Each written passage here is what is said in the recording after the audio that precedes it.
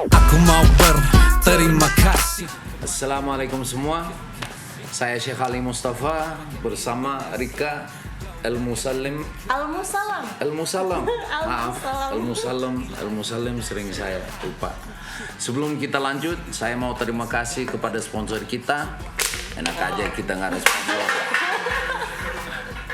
Jadi hari ini saya bikin video buat kenalan diriku sebenarnya. Karena banyak orang sering tanya emang Syekh Ali Mustafa siapa. Tapi daripada saya bicara aja langsung ke kalian, ya udah aku ngobrol sama teman saya Rika, biar dia yang nanya-nanya. Biasanya orang pertanyaannya kayak gimana. Jadi udah kita langsung aja. Pertanyaan yang pertama yang aku suka dengar tuh itu siapanya Mustafa? Mustafa. Ya. Mustafa. Itu Oke. siapanya Mustafa? Biar tahu.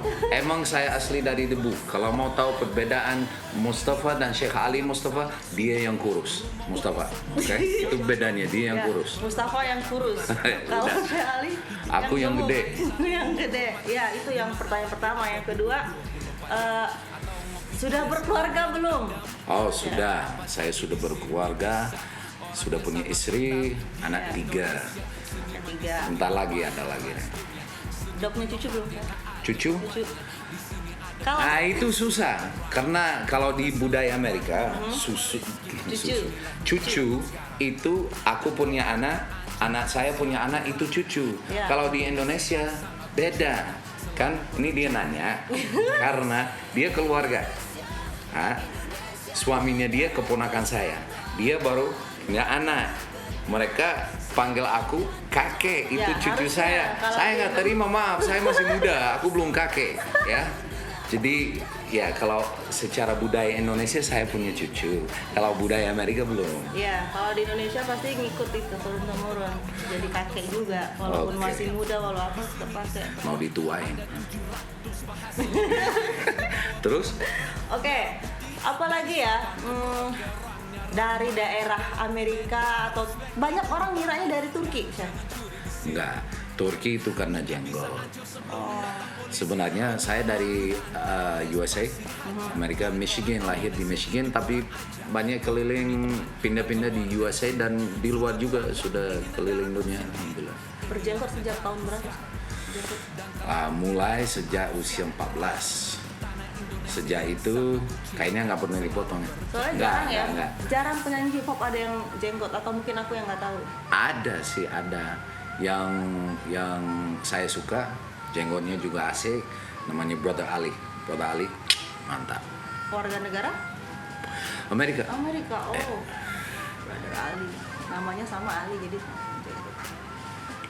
Terus apalagi ya yang biasa suka orang tanya itu, selain dari warga negara mana, suka makanannya makanan apa nih dari Indonesia? Masya Allah. Ya lihat aja, aku orangnya gede, aku suka makan banyak. Kalau di Indonesia ya apa aja asal nggak pedas. Saya nggak suka pedas.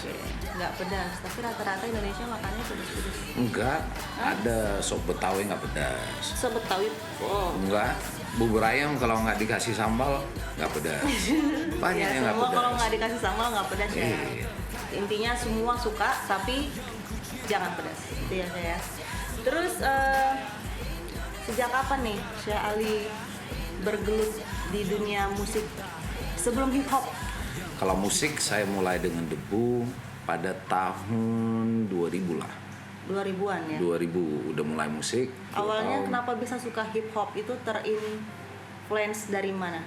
Saya dari kecil suka hip hop. Sebenarnya suka dari kecil. kecil. Suka hip hop. Dari kecil suka Tupac, Ice-T, Jay-Z, ya banyak sih. Dari yang old school, saya lebih ke old school. Bukan saya nggak suka new school, hanya memang saya dari zaman ya 80 90 gitu. Terus ada yang disukain nggak pemusik atau musisi hip hop di Indonesia? Kalau di Indonesia banyak yang bagus, tapi Yang paling disukai dari segi musiknya, liriknya, atau performa orangnya? Pasti sulit ada. itu. Sulit. Suka diri sendiri ya? Enggak, itu ya kalau diri sendiri pasti suka, tapi ada yang saya suka emang awal harus dari lirik. Lirik dulu Lirik ya? harus, karena kalau kita sebagai penulis itu yang kita lihat dulu. Kalau musik kan tergantung siapa yang bikin musiknya. Jadi rapper jarang dia yang bikin musik dia sendiri juga. Ada sih kayak yang paling saya suka, dan ini karena paling banyak saya punya pengalaman sama orang-orang ini. Saya sukanya Psycho G. Psycho G dari segi apanya nih sukanya? Psycho G buat Liriknya saya atau apa? liriknya dia kayak Eminem yang di Indonesia. Jadi cara dia bongkar lirik segala itu gila. Legend juga itu. Iya, flow juga pesannya bagus dan orangnya baik. Yap. Iwake Ya. Iwake kan aku old school. Pencetus hip hop di Kalau Indonesia Iwake kayaknya. juga orangnya asik, Ya. liriknya juga gila.